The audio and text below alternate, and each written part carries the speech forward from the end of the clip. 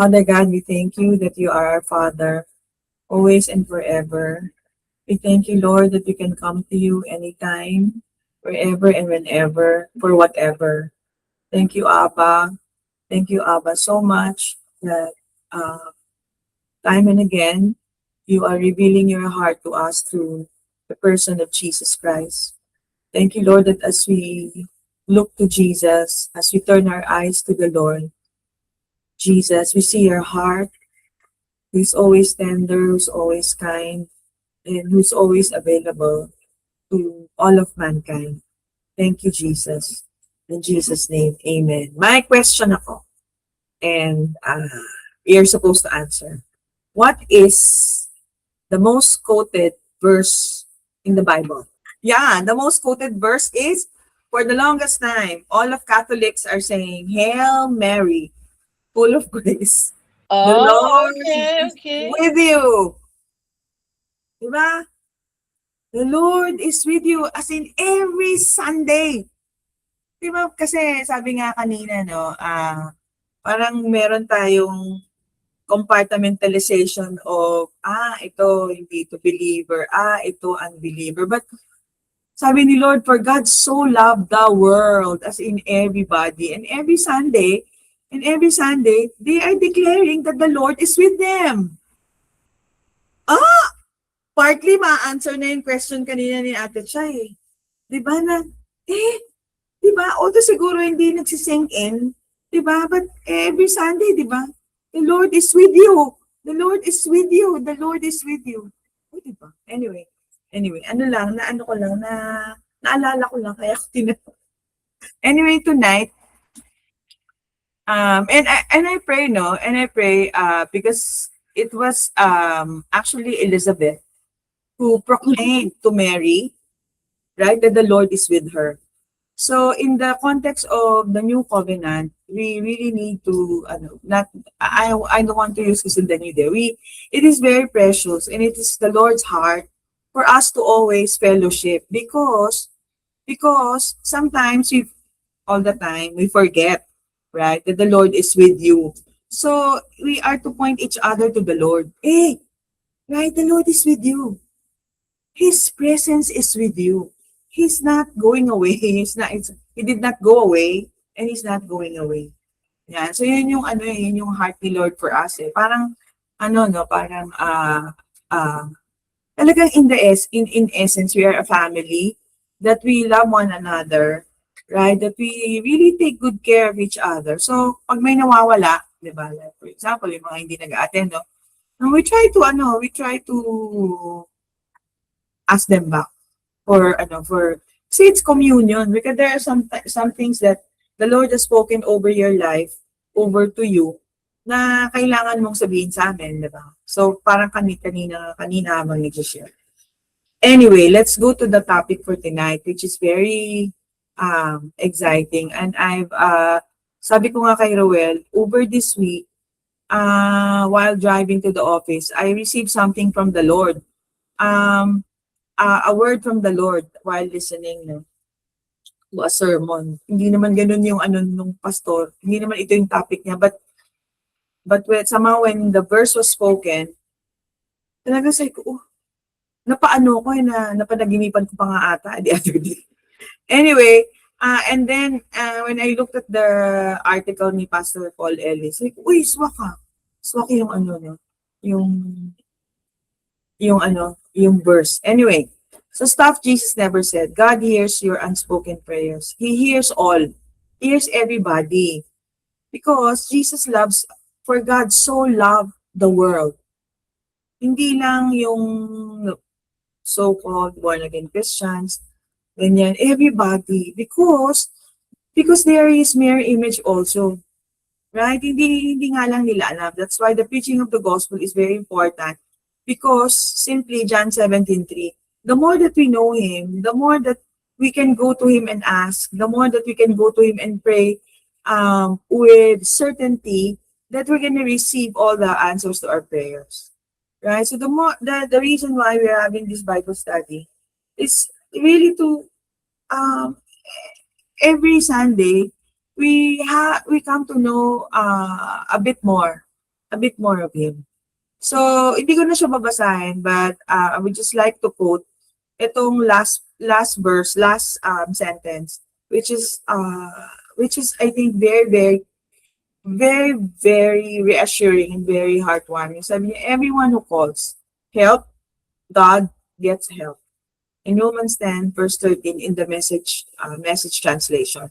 So, kanina, no, one of the questions, no, so bakit ganon? Hindi naman nila tinatawag si Jesus, pero na-answer yung prayer nila. If God is good, why is the world the way it is? Diba? So imagine a father handing over a fortune to a criminally irresponsible son. Remember, this story is in Luke 15. Remember, who would ever describe God as such a father? It's only Jesus. Right? Can you imagine a father handing over his fortune to a son who wants him to be dead so that he can have his inheritance? So in a way, no, yung question kanina na, so why are some people na seemingly they don't fall into the category or to our definition of Christian, yung ganyan, are healed? Because simply, and I submit to you, the simple answer is, He's a good father. He's a good father. That's it. So, kahit na yung mga anak na, di ba, may mga anak na narinig natin o sa pelikula or even sa totoong buhay na ingrato, na ang sama ng ugali, you know, the father and the parents will not withhold food or resources from them. I know this for a fact. And I am seeing this actually somehow not in my, I don't know, praise the Lord, at ang aking mga anak ay although mayroong mga moments din sila na ano daw. Pero hindi ko ma-withhold yung ano. Pero meron akong experience na in the family na talagang kung isipin mo na na bakit ganon?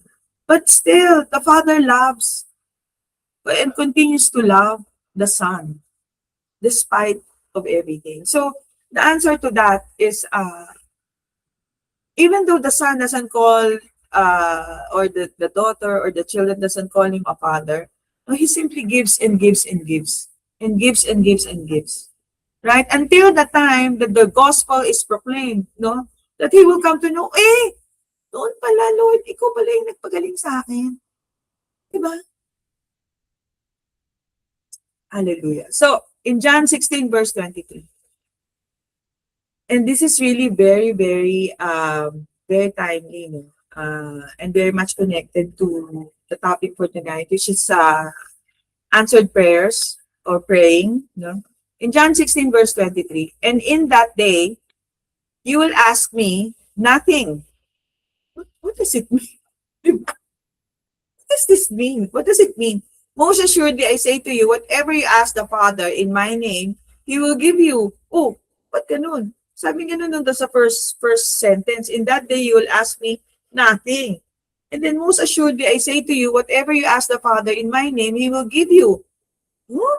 Until now, you have asked nothing in my name. Ask, and you will receive, that your joy may be full. So let's break this down. So tingnan natin yung interlinear kasi it's very, very, sabi nga nung sister-in-law ko, talagang dapat we are so very, very curious and look at the interlinear very constantly. So yung you will ask, there are two words for ask here. It's erotao and aiteo. Actually, whatever is whatever. Kung ano man yan, kung ano man yung nasa puso mo, kung ano man yung kailangan mo, whatever, whenever, however. So, tingnan natin, in that day, you will ask, the first ask is erotao, mean nothing, and then the second is aiteo. So, most assuredly, I say to you, whatever you ask, aiteo. Okay? In my name, you ask the Father, in the name of Jesus, He will give you. Until now, you have asked nothing in my name. Ask and you will receive, and that your joy may be full. So, what is the ask? What are the two asks? So, Jesus says to pray in that day. Sabi nga niya, no? So, what day? So, ano yung day na yun? The day that the full price was paid completely and forever. That day that the Lord Jesus Christ was crucified on the cross. Jesus was answering actually his disciples when they asked him concerning what is this that he said. So pag nag-rewind ka, when you go back to the previous verse, which is verse 18, sabi niya, a little while, we cannot tell what he says. Sabi niya, rewind to verse 18, and you will see that Jesus was explaining to them what would happen to him going to the cross. So he explained both his deaths. Tingnan nyo ha, yung verse 18. Kasi, tingnan natin ulit. Yan na. Yung verse 18 nito, nung John 16, actually he was explaining he's going to the cross and his resurrection. That he was the one born from above, that he would come and abide in us as soon as we receive him, and that he would give us his spirit to empower us and work through us, making our joy complete. So yun yung first erotao. Now we get it, no? In that day, you will not ask. Kasi nga, that day is actually the Father asking Jesus to give his life. All right? Okay. So then follows verse 23. That is so significant. In the Greek, so there's more than one word for ask, as we've said, no?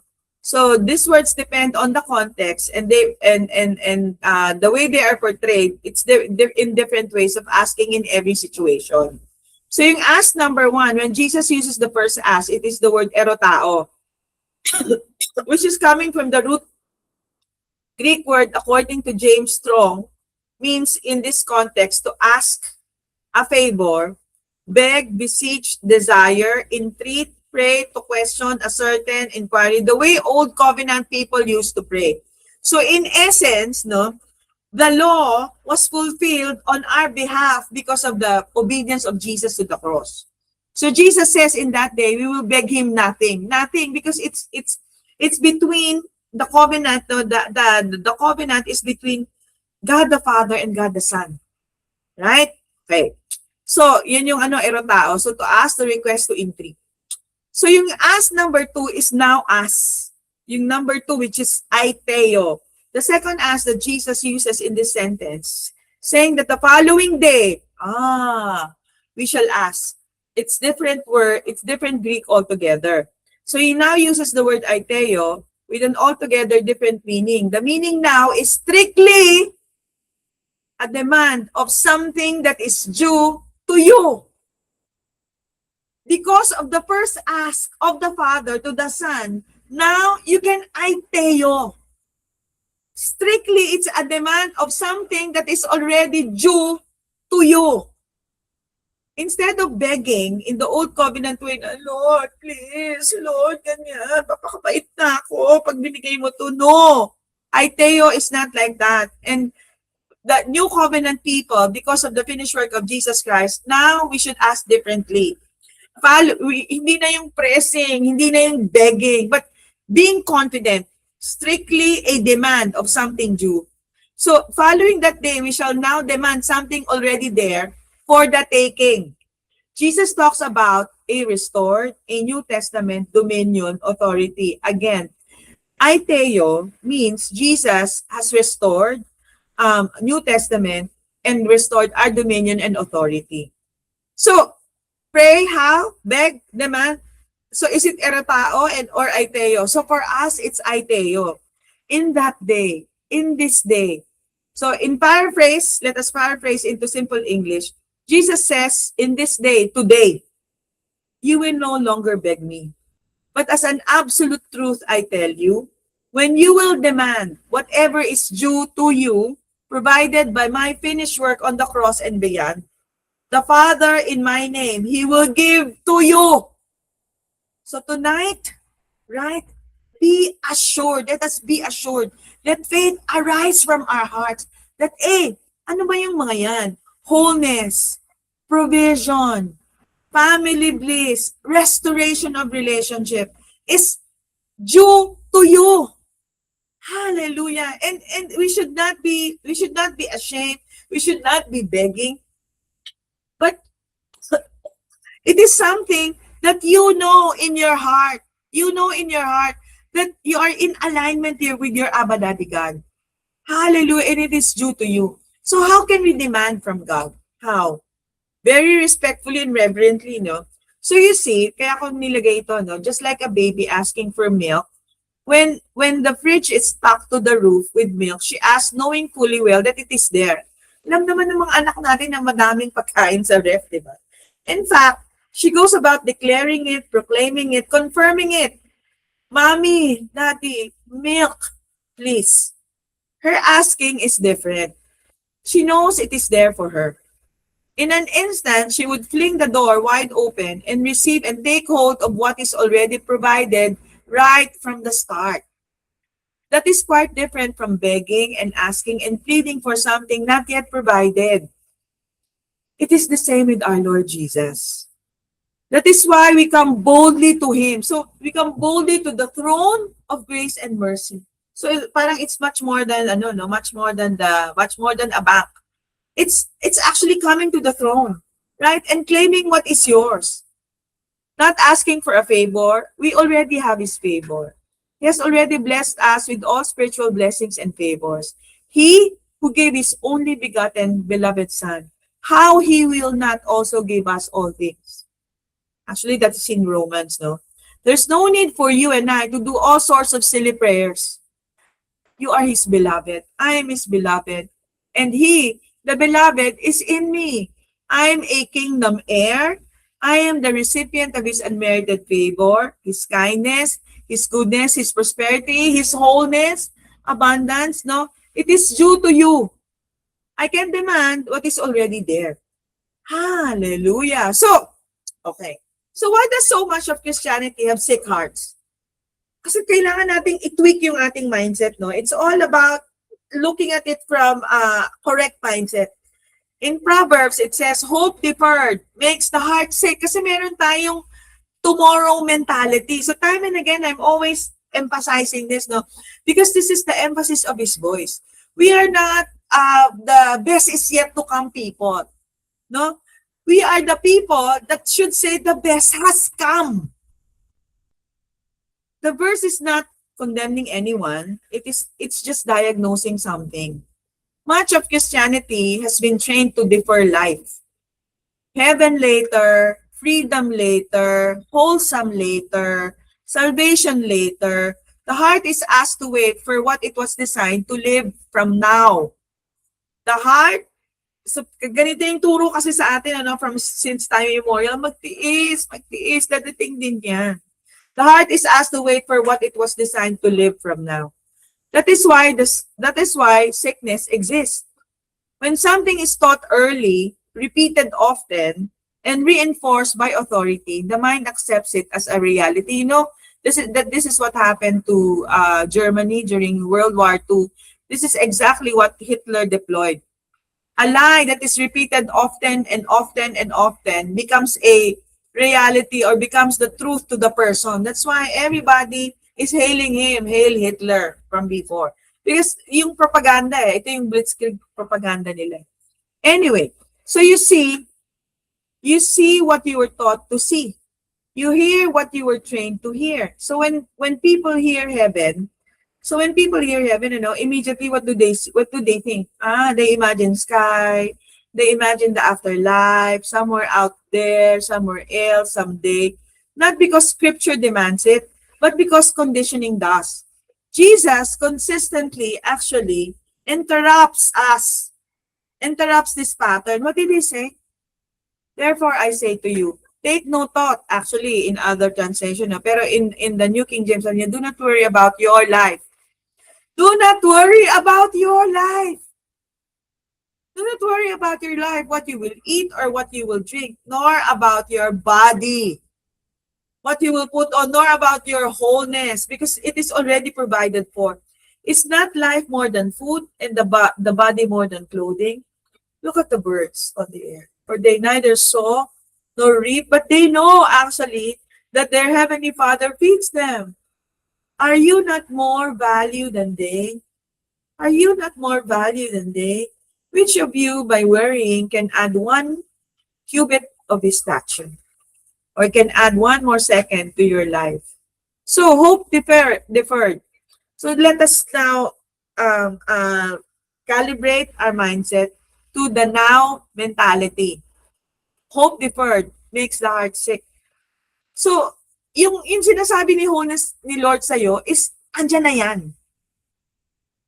It is already given. Right? You just have to live your life. Right? But a desire fulfilled is a tree of life.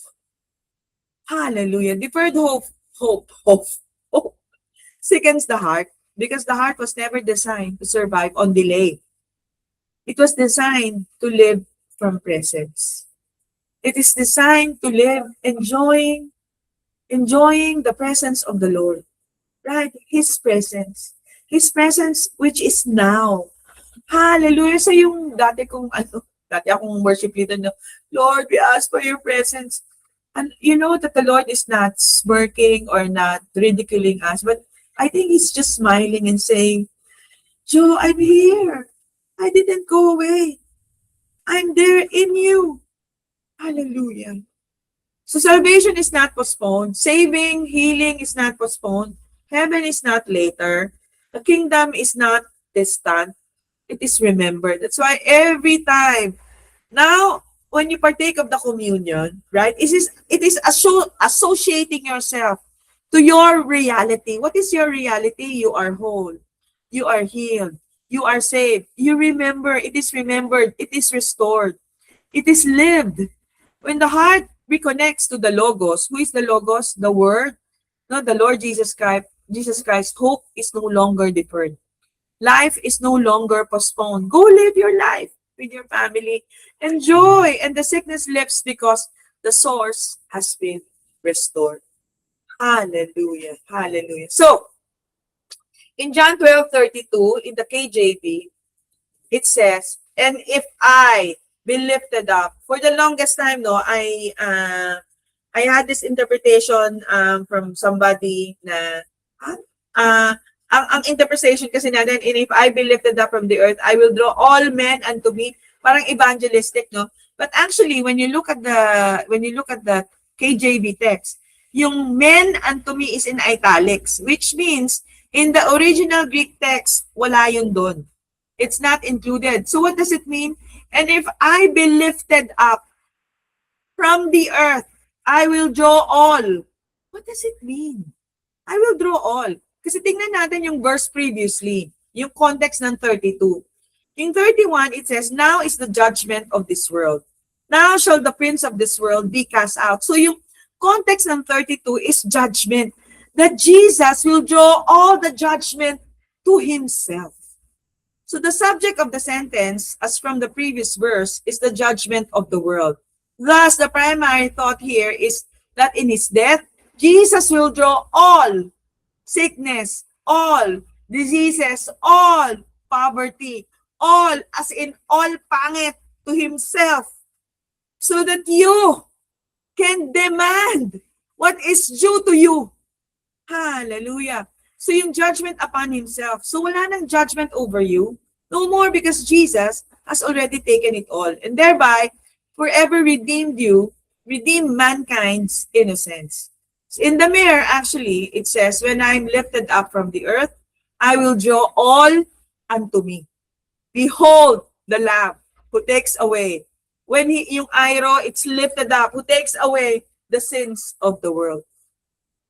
The word airo means to lift up. So tingnan natin tong tingnan natin tong animation, which I think very, very, it is actually from New Creation Church, captures yung verse na yan.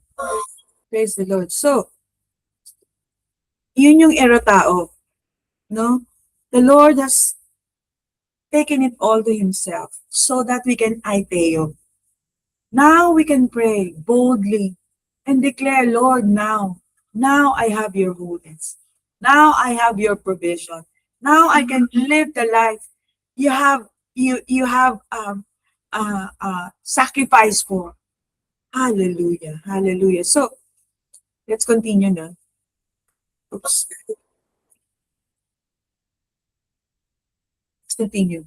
So, in Matthew 7, 8 to 11, in the NKJV. Okay, now, because of erotao, no, we can aiteo. Furthermore, in Matthew 7, 8 to 11, the Lord is saying to us tonight, For everyone who asks, receives.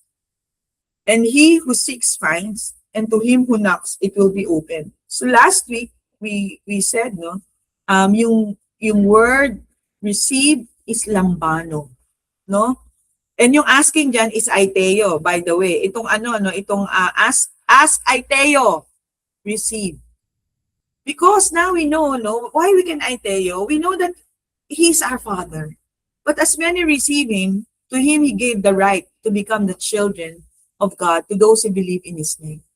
So receive, no? Receive what? Authority, yung exousia.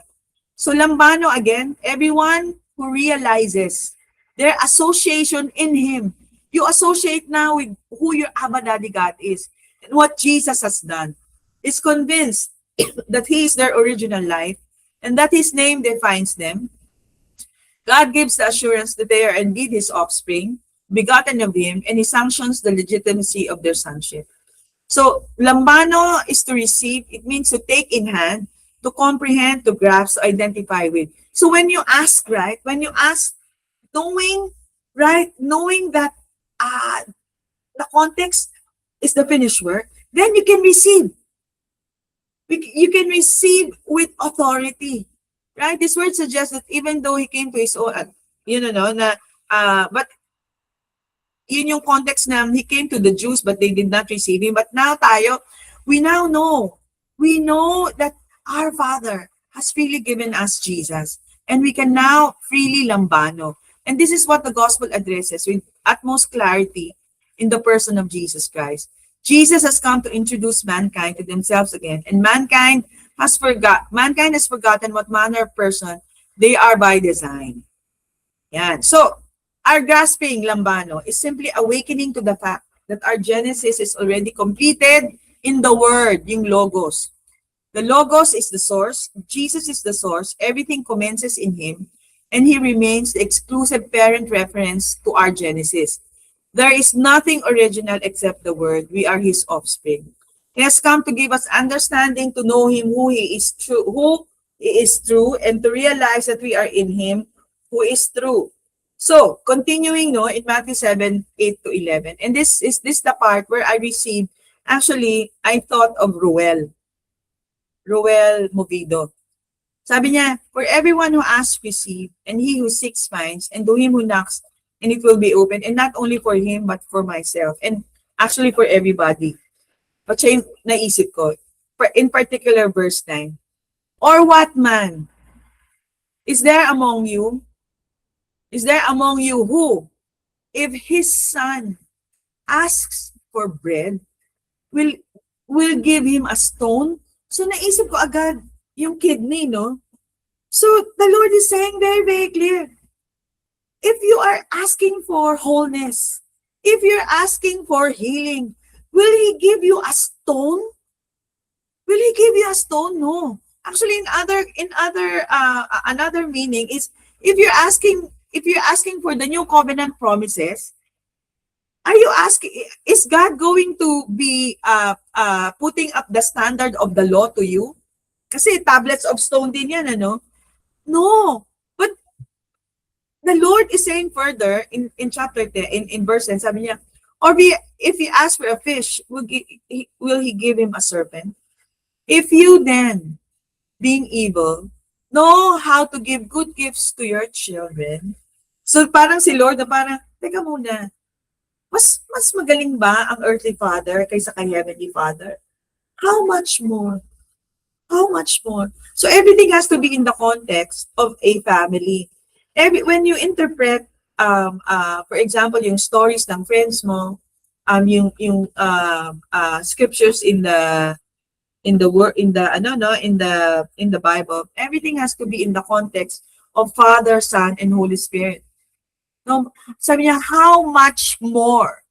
How much more? There it is. Much more.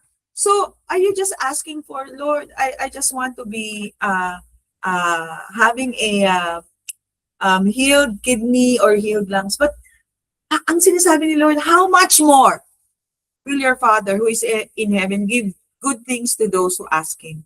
So, it must be settled tonight, right?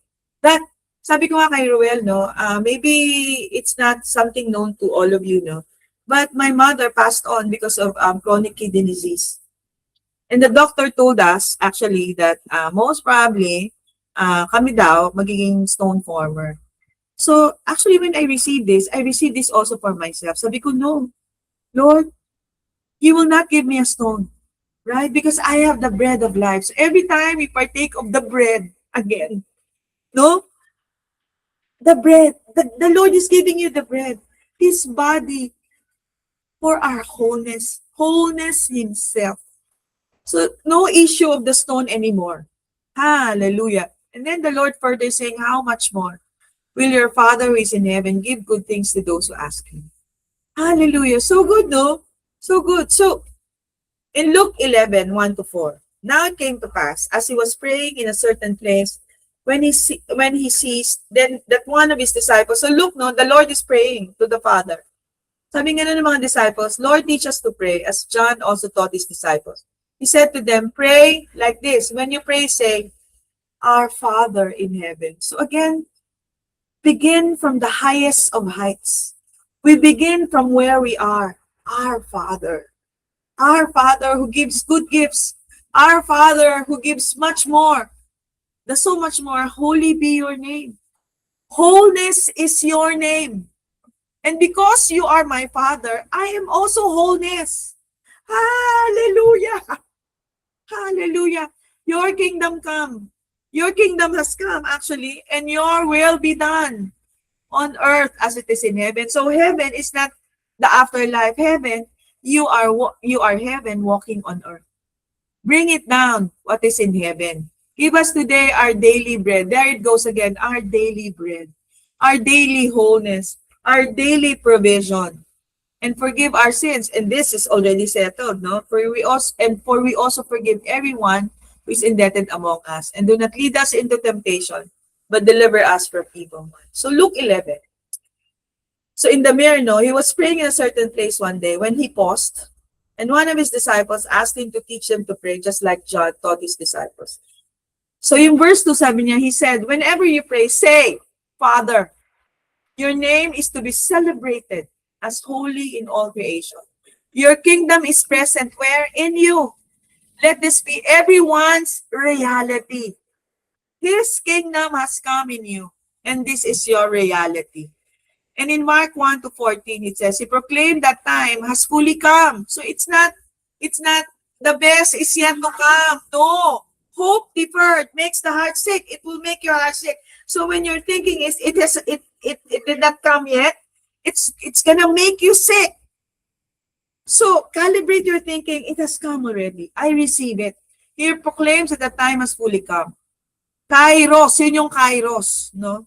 The time has fully come. The incarnate word has indwelled in you. Jesus is the fullness of time. So wala na yung, Lord, please make sure that I'm in the right place at the right time. You are in the right place at the right time because the Lord Jesus is in you. In the perfect active indicative, it means it's a done deal and its future effects are irreversible and will never diminish. Hallelujah. Hallelujah. Yun na, no? So good. So, now we come to this. Now, recognizing what Jesus has done, that you are now made the righteousness of God in Christ, that the more we crave for fresh revelation, tonight, the Lord is saying the revelation of righteousness by God's faith unveils how Jesus Christ represented and redeemed mankind. The etymological essence of the word righteousness and in its stem, decay, implies the idea of two parties finding likeness. Diba? Kaya nga yung righteousness is shared likeness. Finding likeness in each other with no interference of any sense of blame, guilt, or inferiority. The Hebrew word for righteousness is the word tzedek, which refers to the wooden beam in a scale of balances. When Adam lost the glory of God, yung glory, di ba, is doxa in the Greek.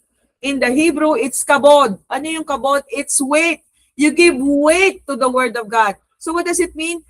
Yung kabod or yung glory, the consciousness of God's likeness, you're associating with.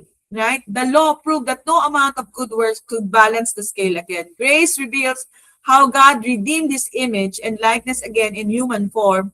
Now the scale is perfectly balanced. See, the cross is perfectly balanced. No wonder Jesus cried on the cross. It is finished. And actually, the one who said this is Francois Dutoit. Hallelujah. Hallelujah. So now, we pray like this. Father, you know me inside out. Free me thoroughly from any hidden alliance or any hidden association with the old system of performance-based living in Matthew 6:13 in the Mirror Bible. So finally, child of God, bride of Christ. So let it be the same way with you. Since you are now joined with Him, you must, diba? You must continually view yourself as dead and unresponsive to sin's appeal, dead to sickness, dead to poverty, etc., while living daily for God's pleasure in union with Jesus Christ, the Anointed One. In Romans 6:11, the Passion Translation. Father, we thank you, Lord, for your word tonight. And we pray, let it be according to your word. In Jesus' name, amen. Now let's prepare our communion elements. Dear Jesus, you commanded us to partake of the communion because you want us to remember you. Do this in memory of me. And as we remember you, especially on the video that we saw just now, Lord, that you have taken everything unto your body so that when you rise, we will be free from all these concerns, from all this heaviness, from condemnation, from sickness, from death, and every bad thing, that you have taken it and you have finished it. And as you rose, Lord, we thank you that we also rose with you, that as we remember this exchange, Father, as we remember this exchange, Jesus, we thank you from the bottom of our hearts, how by partaking of the bread, we partake also of the wholeness, we partake of everything that is abundantly given to us, that is wholeheartedly and with your good pleasure to give us your kingdom so that we can reign, so we can enjoy life to the fullest because this is your life that we are living. This is heaven on earth, that you are not far off. It is not in the future, but it is in the now. And thank you that you want us to enjoy so much more that we can ask or think. So thank you, Jesus, for your body. And as we partake, we remember that we also will benefit from from how you have triumphed over death and everything that is bad, so that we can enjoy this new life, this newness of life that you have given us. Thank you, Jesus. Let's partake. Amen. And Lord, as we hold the cup, we thank you for the blood that was shed for all of us so that we can be cleansed. And we thank you that as we are reminded of how you have cleansed us, Lord, this blood covers us and maintains that we are free from anything that will be formed against us. Nothing in our bodies will grow because we are already redeemed by the blood. No, no sickness, no nothing will hurt us because we are already covered by the blood. We thank you, Lord, for this precious blood that is shed for us so that we are whole, we are healed, we are strong, we are strengthened minute by minute, day by day. We thank you that our health is renewed, our youth is renewed. Um, and Lord, you will uh, return and you will even multiply what the enemy has taken from us. You will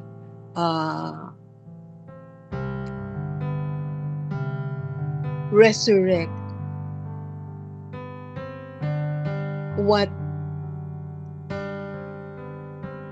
we have lost, what we have been frustrated about, because Lord, the blood that was shed for us gave us life and gave us protection.